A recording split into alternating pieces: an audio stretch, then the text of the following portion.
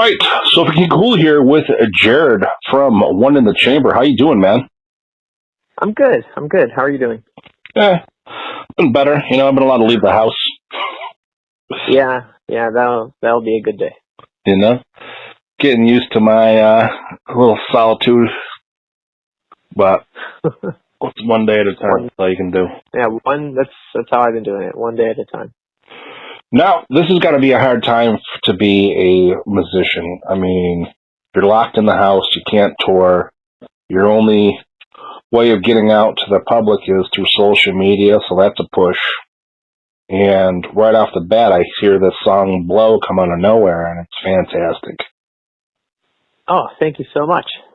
Yeah, it is a bit of a bummer because when we try to play and perform as much as possible, and with spring around the corner and with the release of new music, typically that's when we step it up a bit and we're performing twice as much.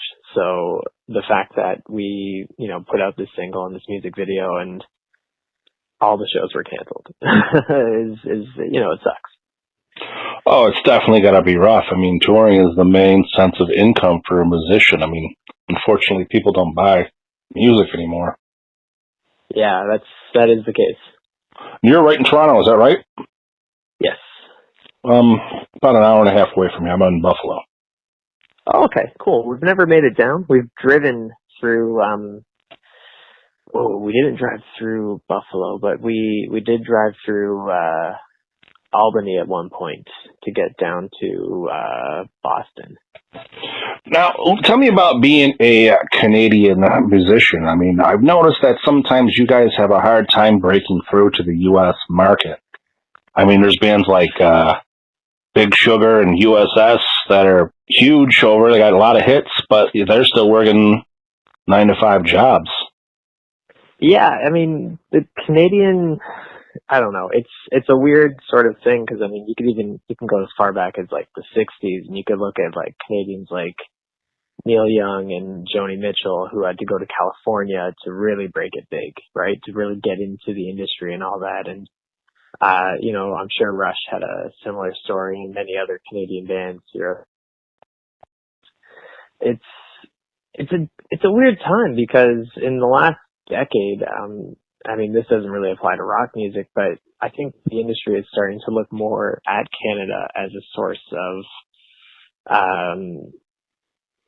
cultural material because there was a 1 month period or so in at least the last 5 years where like the top 5 Billboard slots were all taken up by Canadians, with I think it was like The Weeknd and Drake and Bieber and some other people. And honestly, I'm not really a fan of any of those artists. Right. Kudos to Canadian talent making its own way. I mean, speaking about the Toronto scene on its own, like the Toronto rock scene is fantastic. It's a great community of different bands, and it's really tough to say that like there's bands that are really alike. It's very unique and very diverse, and the bands that we play with a lot of the time are, they take very different turns than we would musically and stylistically, and it's a very supportive scene, and I think there's a lot of room to grow within the scene and within Canada. But yeah, I mean, it's a definite challenge to break it into the major part of the industry, which would be the American side. I mean, just for an example, I can remember I lived in Vegas for a while, and I was always a big fan of the Hip, being born and raised here, right over the border. Yeah. And I've seen them here play, at the arena. I've seen them play out huge outdoor shows. In Toronto, I've seen them play for over 100,000 people. When I lived in Vegas, they played at a bar. Really? Hell yeah! It was. It's one of those things, I mean, it must have been pretty awesome to see them in that setting, though. Like as a fan, that's you don't get that often. No, I was shocked. I even had to make sure it was them. I was like, man, is this a tribute or something? I don't understand what's going on. Just that the West Coast wasn't really, hip on the hip, so to speak. Oh, okay, that's interesting. I've heard similar stories of that as well. It's just I haven't actually spoken to someone I guess when they're playing small audiences like that, like it's hard to find someone that was there, I mean, there's even instances where even here being so close, I can remember seeing Billy Talent at the town ballroom, which is it's a decent sized theater, but the next day they're playing at the arena out there. Yeah, they sell out here. Now, for you breaking into the scene, doing what you're doing, man, I mean, not being able to play, is that a hindrance? I don't know. I mean, from looking at it, I guess from the economic sort of standpoint, or from the logistics of most of the industry still being American driven, I guess it is, right? But on the flip side, I think looking at it from a more creative standpoint, um, Canada, I mean, I keep saying Canada, it's a really big country. I could really only speak for like Toronto and Ontario. Um, it's a big grassroots sort of scene or culture among the musicians, and there's so much fantastic talent here. And I mean, yeah, it would be cool to say that like we're taking a year off to go fly out to like New York or LA and perform and write and record. But it's the environment here it's a very inspiring environment, and we have a lot of great music schools as well. Like our guitarist Cecil Eugene and myself both graduated actually from York University with degrees in jazz performance. And to bring it back to your question, I guess there is a level of difficulty trying to get through everything when you're on this side. No, what I'm getting at with this question is you not being able to play shows. I mean, regardless of where they're at. Okay, sorry, yes. Yeah, not being able to play shows, it is definitely the easiest way to promote yourself is to, I said it in a previous interview, is to just have yourselves on stage, basically with max volume, telling people to listen to your new song, to watch your new video. The easiest way to reach people is when you've made that physical connection of playing a great show in the same room with, it's just that energy, right? People want to talk to you. People want to listen to you. People want to put it into their phone and watch the video or listen to the song or save it on Spotify or whatever. And so switching to a 100% digital approach is, it has its pros and cons. Like we can obviously reach way more people than we would playing shows, but I think it's harder to get them to want to engage with it when it's so there's that disconnect.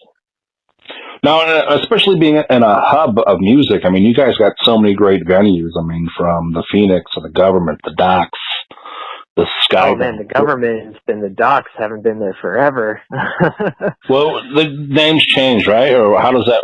Yeah. Basically, so the Docks went to become the Sound Academy, and I guess in the last 10 years it became Rebel, which is a nightclub primarily, but they still do rock shows there. The Government and the Cool House, unfortunately, were both demolished for condos. Wow, that tells you how long since I've been to a club show out there. Then. Yeah, I mean it's unfortunate because there's a really cool Instagram account called the Flyer Vault, and it's run by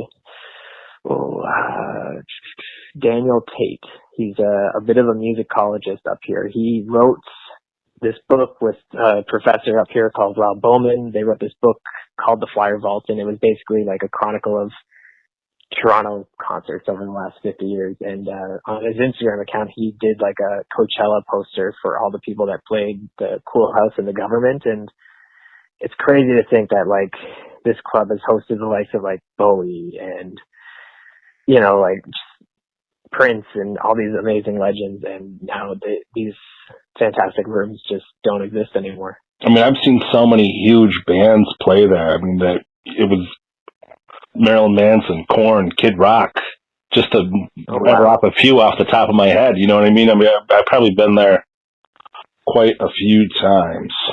Unfortunately, I was only there twice.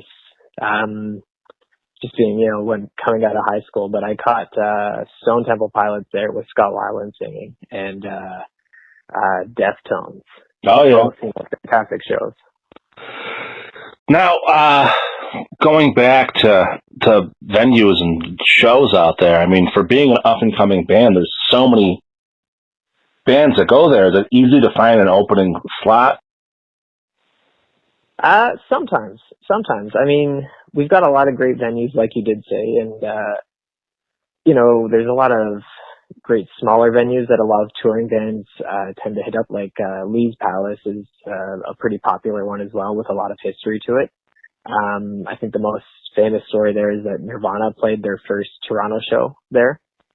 There's venues like that, and if you've got the right connections with different promoters or other bands that are playing, right, there's always that possibility, which makes it a good working hub with bands that you would never be able to reach otherwise. My next show up there is it's supposed to be Guns N' Roses, but who knows if that's going to happen. Oh, I was supposed to be at that one as well, but I mean, they've yet to cancel it, but I'm pretty sure they'll cancel it. I'm actually kind of afraid to go if it's not, I mean, yeah, there's that as well. I mean, you know what it is? I mean, I always think Toronto is just an epicenter of people. I think you know what it was is when you guys had that SARS disease out there, and I always locked in my mind that when something big pops off, it's going to pop off in Toronto. That's fair. Yeah, the SARS thing was, I mean, I was a kid, and I wish I could have been there, but that was AC/DC, the Stones. That was the lineup.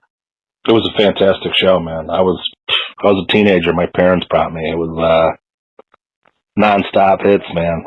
It was crazy. I mean, you guys sold 125,000 tickets that sold out in like a minute for $21.50, and there was like over 450,000 people that attended the concert.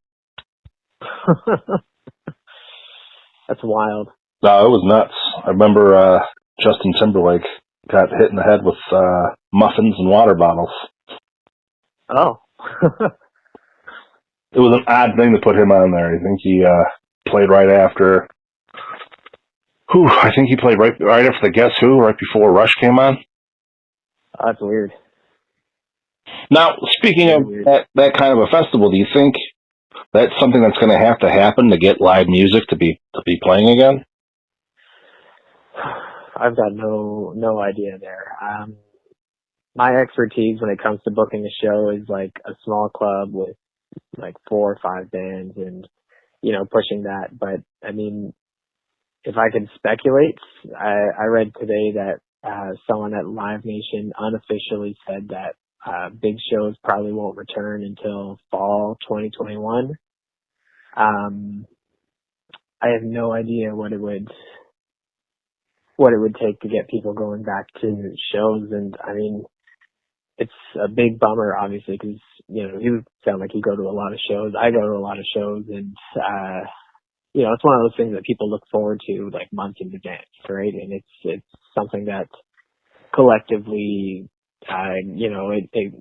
everyone likes going to see shows. On the flip side, though, on the plus side, I guess for a band like us, like One in the Chamber, I think it opens a lot of potential to get people interested in seeing smaller venue shows, right? I think people will feel a little safer, more comfortable going to like their local bar, a room that holds 100, 200 people and watching local music. Yeah, I mean it's crazy. I mean everything's changed around. Is for you when you're ready to get back on the road? What kind of precautions do you plan on taking? I mean, are you going to still try and do meet and greets? Is there going to be crowd interaction? Are you going to shy away from all that? I mean, I don't know. Being the drummer, I'm the farthest away from people, and after the show, when people want to talk to us, most people don't rush up to talk to the drummer. So I think my answer would be very different from like our singer, like Beyonce. because people want to talk to the singer, people want to talk to the guitar player, right? So, we've never actually done like the traditional meet and greet. Usually with the shows that we do, it's, like people see us hanging out afterwards, and, we end up hanging out with them, and, we've met a lot of different people, musicians, not musicians, just by, hanging out after the show. Did you say your fiance? No, I said my vocalist. Okay, no, I mean, your phone cut out a little bit, and I heard the tail end of it. I was like, wait a minute, what are these guys? Is your fiance? No, that would definitely make for an interesting dynamic, I'm sure. But let me know more about this love dynamic between you and whoever. But yeah, I mean, I don't know. It's nuts. It's scary to think that this is the world that we live in. I mean, I spoke with a band earlier today, and it was Bumblefoot, and he was telling me that he thinks that virtual shows might be the way to go. He goes, and he definitely thinks the meet and greet is probably going to be done virtually. I mean, you'll still get your autograph and whatnot, but like as far as your interaction, you'll probably do like a little video with the band and, make it cooler than what it sounds, but I can't see anybody wanting. I'm not crazy about the virtual show. I've been watching a lot of them, obviously watching, big bands, little bands, and, the big bands are able to pull it off, I think, a lot better, but it's still missing that energy, that,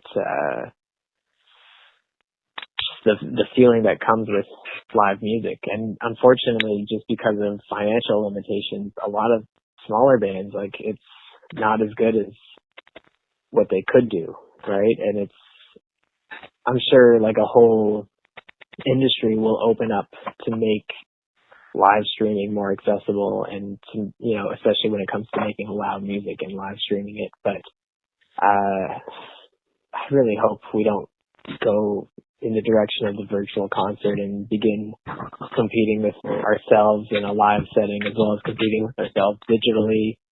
I think musicians do that enough already with music on streaming services.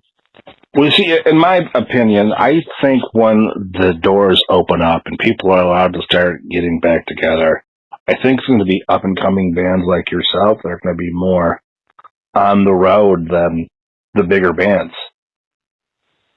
Very potentially, yeah. Only because, I mean, you guys need to get out there. You need to get your fan base going, and bands that are able to not perform and still able to live, you know what I mean? I think they're going to hold off a little bit longer than anybody else. That makes sense, yeah. I mean, who knows? I mean, I could be wrong. You never know. I mean, I'm sure once you live that life of being on the road, you're definitely got an itch to get back out there, but it's just... I'd hardly say like we're on the road.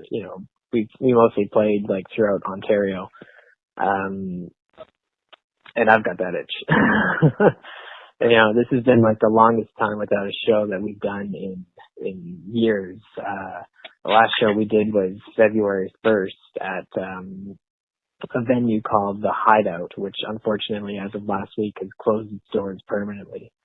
One of our favorite venues to play at, but that show was our first and last show of 2020, because after that show we were gonna take a month off, and we were gonna do a big single release show for Blow, which naturally was canceled. Right, that was supposed to be at the end of March, and every show that we've had since lined up throughout Ontario has also been canceled. Now, I'm looking at a picture of you guys here. It's the promo shot where I believe it's some dude sitting on a drum. Somebody's got a megaphone in their hand. Do you know which picture? Yeah. Who are you? I'm the one on the drum. Okay. Mike is our singer. He's the one with the megaphone. Christian Dotto, he is our bassist. He's got the beard and the longer hair. And the last guy is I think he's kind of in the middle beside Chris. That is our lead guitarist, Cecil Eugene. You know, looking at the picture, man, I figure you would have been the front man. I mean, you're dead center, you know? Oh, no, I was just sitting on the drum because I was the drummer. Well, you know, you got lucky in that shot for sure. Anybody who sees it doesn't know, like, oh, it's the singer right there. Fooling them all. Now, I understand you just released Blow. When can we get new music out of you? You guys got an album coming out? What's going on with it? So for the time being, it's just the single. Our whole 2020 has been kind of thrown off, right? We had this big plan to release a lot more new music than just one single. We are trying to kind of navigate that to the best of our ability. But for now, it is just one single, but there will very hopefully be more new music from One in the Chamber this year. You guys already got it recorded, or is that something you guys got to still do? Oh, we're trying to keep that part a little bit quiet, but it is recorded. Okay. I mean, you know, cat's out of the bag. It's got music. Just a secret at the moment. That's one secret you're going to want to get out. For now. Yeah. For now, you know, we're going to see how it goes, but, you know, we're aiming to do a second single, with potentially, if we could logistically find a way to shoot a video at this time, hopefully a second music video in the early-ish summer. July might be nice. I mean, right now, if you guys plan on doing a video, you better get used to playing around with your iPhone or finding footage already. Yeah. Which is nuts, man. You know, it's anything that's not shot. I mean, everything. You know, there's no movies coming out. There's no music videos going to be coming out. TV shows are not happening. Yeah, exactly. And I mean, understandably so, right? When you're looking at movies or most music videos, it's massive crews. You know, the team that we shot Blow with, it's the same team that we shot Itching Back with, and the video before that, Bills to Pay. It's just a team of 2, sometimes 3 videographers. They're fantastic. Now, people want to follow up. They want to know more about the band. They want to see the video for Blow. Where do they go? What do they do?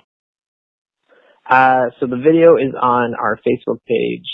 It's on our YouTube channel. If you want to stream our stuff or download our stuff, all of our music is on, to my understanding, every streaming service, download service. We're on Bandcamp. If you want to download our music and do so without paying another company, you can do it through our website as well. But, you know, we're on all the social channels. We're on all the streaming networks, and you can watch Blow on our Facebook page and our YouTube channel. Now, you know, one last question, and this has nothing to do with music or anything like that.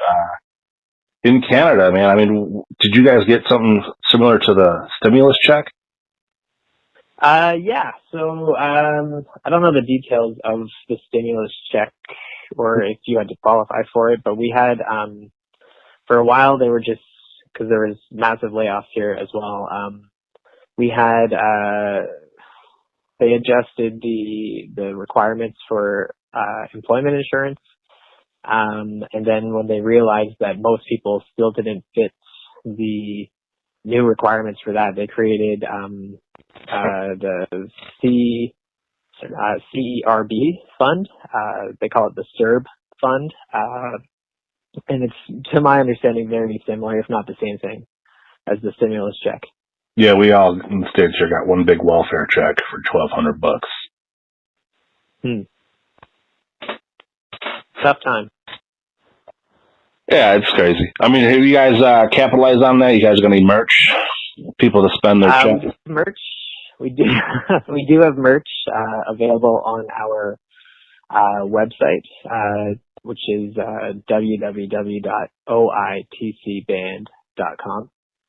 Cool.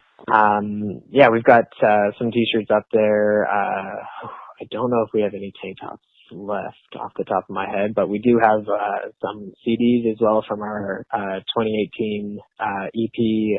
I've Got Something to Say. You guys some masks? Yeah. So it's all out there. Cool. All right, man. I appreciate your time. I love the track. I'm glad that you told me you guys got some music. Hopefully, I get to hear it sometime soon. Keep me posted on that. Yeah, for sure. All right, buddy. You take care of yourself. You too. Stay well, and thanks for this. All right, man. Take care. All right. You too. Bye.